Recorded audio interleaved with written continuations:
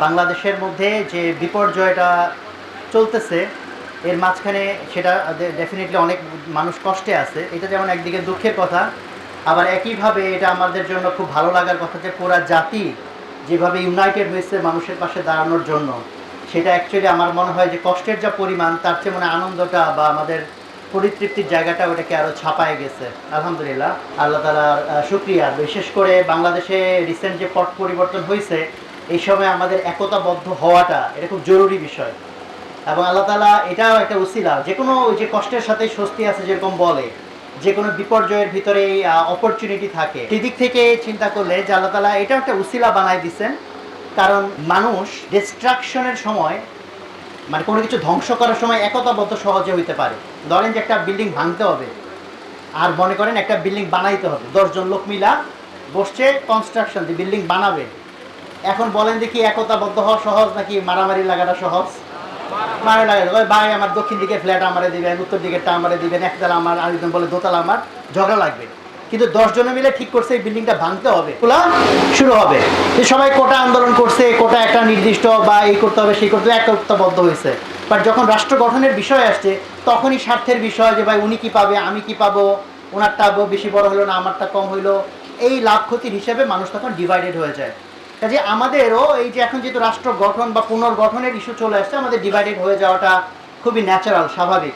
তো আল্লাহ তাআলা এই বিপর্যয় দেওয়ার মাধ্যমে একদিক থেকে এটা আমাদের জন্য ব্লেসিংও, যে এই জাতি আরও কিছু সময়ের জন্য একতাবদ্ধ হওয়ার সুযোগ পাচ্ছে।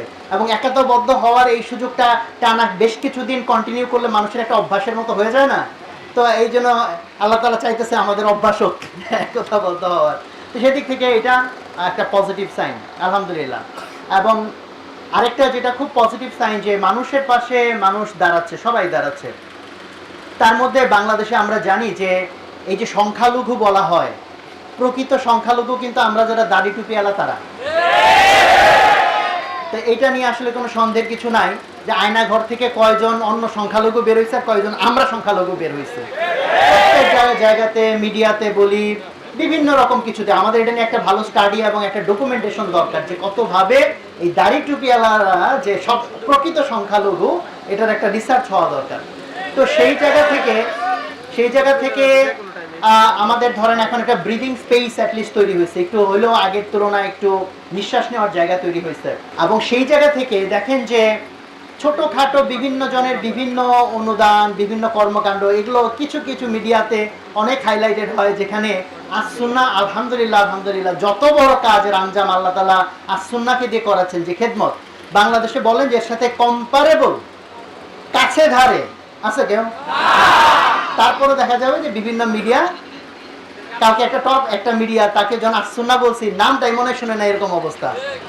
তো যাই হোক, আলহামদুলিল্লাহ। তো সেই জায়গা থেকে আমরা এইটাকে আমাদের জাতির জন্য একইভাবে আমরা একটা মাইল ফলক হিসেবে দেখতে চাই, যে শুধু আসসুন্নাহ না, মানে ইসলামিক অঙ্গনের মানুষজন যে কোনো ক্রাইসিসে যে সবচেয়ে অগ্রণী ভূমিকায় থাকে, কিন্তু সেটার মূল্যায়ন তো আল্লাহ তাআলা করবেন, কিন্তু জাতির ভিতরে মূল্যায়নের জন্য না, ইসলামের স্প্রেডিংয়ের জন্য, ইসলামের সৌন্দর্যটাকে ছড়ানোর জন্য দাওয়াত মনে করে যে মিডিয়া কাভারেজ বা যে মানুষের মধ্যে ছড়ানোটা দরকার, সেই জায়গাটাতে আমার মনে হয় আমাদের একটা নতুন মাইল ফলক তৈরি হতে যাচ্ছে ইনশাআল্লাহ। এবং সেই মাইল ফলকে আমরা সবাই এখানে, আপনারা যারা কাজ করতেছেন, যারা অনুদান পাঠাইছেন, যারা ইভেন অ্যাটলিস্ট দোয়া করতেছেন, তারা সবাইকে আল্লাহ তাআলা জাযা খায়ের দান করেন। আর আমরা যারা কাজ করতেছি সেক্ষেত্রে দেখেন, খেয়াল করেন বিষয়টা, মানুষ যখন তার উদ্দেশ্যটাকে বড় করে তখন তার কাজ করার অনুপ্রেরণাটাও বেড়ে যায়। এই আপনারাই যদি না জানতেন যে এই প্যাকেট কিসের জন্য করা হবে, এটার পারপাস কি, জাস্ট আপনাকে বলা হলো ভাই কয়েকটা প্যাকেট করবেন, ইভেন আপনার কিছু টাকাও দেওয়া হবে, ধরেন 100 টাকা, 200 টাকা, 500 টাকা দেওয়া হবে, যেরকম রেটে একটা লোক ভাড়া করা হয়। আপনারা কি যাইতেন? বাট এখন আপনারা কি টাকা পাচ্ছেন?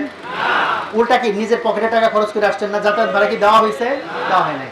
বাট এই কাজ করে, এবং দেখেন ইভেন আপনাদের যদি টাকা দেওয়া হয়, যে শ্রমিক টাকা পেয়ে ধরেন একটা কাজ করে, মার্সেনারি, ভাড়াটিয়া, দিন শেষে সে এক্সস্টেড থাকে, দিন শেষে মনে হয় যে ভাই কি একটা লাইফ, এত কষ্ট করে 2 টাকা কামাইতে হয়। বাট এইখানে সারাদিন আপনি কাজ করতেছেন, নিজের পকেটে টাকা খরচ করতেছেন, এবং দিন শেষে যখন যাচ্ছেন মনটা খারাপ লাগতেছে না পরিতৃপ্তি লাগতেছে? পরিতৃপ্তি লাগতেছে। যে আলহামদুলিল্লাহ। তো আল্লাহ তাআলা দুনিয়ার ভিতরে আমাদের একটা অ্যাওয়ার্ড দিয়েছেন, বাট মুমিনের অ্যাওয়ার্ড তো দুনিয়াটা আসল না, মুমিনের অ্যাওয়ার্ড কোনটা আসল? আখিরাতেরটা আসল। কাজে আমি যখন একটা প্যাকেট বানাচ্ছি, আমি যেন চিন্তা করি জান্নাতের মধ্যে আমি একটা ঘর বানাচ্ছি, তাই না? নিয়তের জন্য এখানে আমরা তাবলিগে গেলে আমরা নিয়মিত এটা বলি যে কাজের শুরুতে একবার নিয়তকে ঠিক করব, মাঝখানে একবার নিয়তকে ঠিক করব, লাস্টে একবার নিয়তকে ঠিক করব।